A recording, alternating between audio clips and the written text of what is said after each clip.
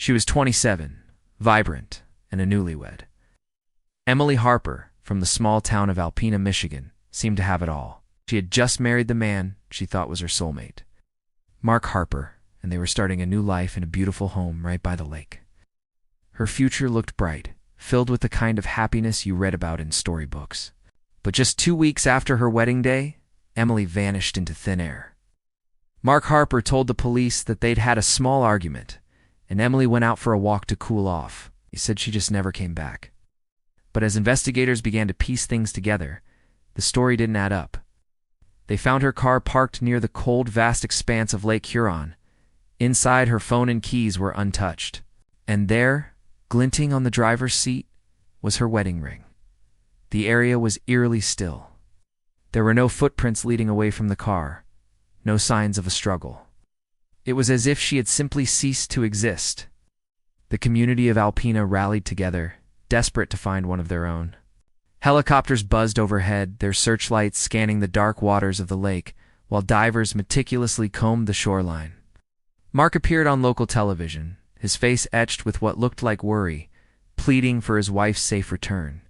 But many who watched noticed something unsettling. His words felt hollow, almost rehearsed. And then there was the chilling detail he kept speaking about Emily in the past tense, as if he already knew she was gone for good. Investigators decided to take a closer look at Mark's digital footprint. What they found on his laptop sent a shockwave through the investigation. They recovered deleted search queries, things like how to make drowning look accidental, and how deep is Lake Huron. The growing suspicion that had been simmering among the detectives now boiled over into outright horror. The loving husband was quickly becoming the prime suspect. On the 6th day of the search, the town's worst fears were confirmed. A dive team discovered Emily's body 30 feet below the surface of the lake. She was wrapped in her own wedding veil, a symbol of her recent joy, now a shroud of her tragic end. Her body had been weighted down with rocks. The medical examiner's report delivered the final devastating blow. Emily hadn't drowned. The bruising on her neck told a different story. She had been strangled. She was already dead before she ever entered the water. It was a cold, calculated murder, staged to look like a tragic accident. The fairy tale marriage had been a lie, a mask for a waking nightmare.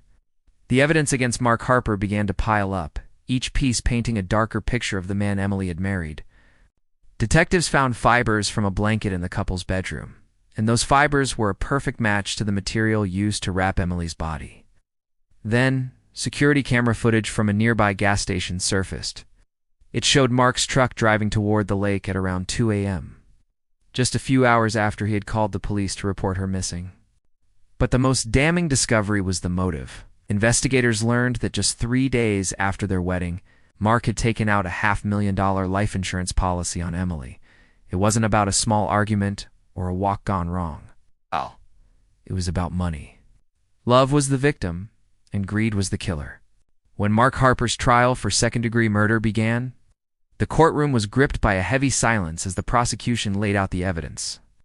Emily's best friend, Kara, took the stand. Through tears, she testified that Emily had called her the night before she disappeared.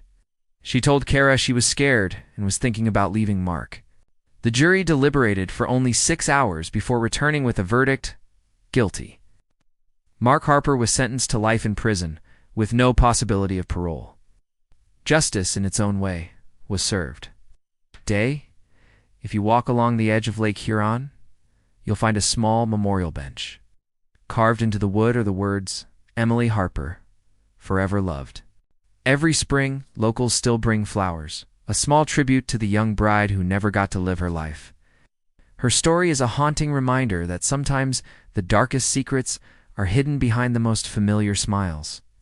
In the still, deep waters of Michigan, the echoes of what happened to Emily Harper remain a terrible truth that will never be forgotten. Thank you for watching. If you found this story important, please like this video and subscribe for more content. Stay safe out there.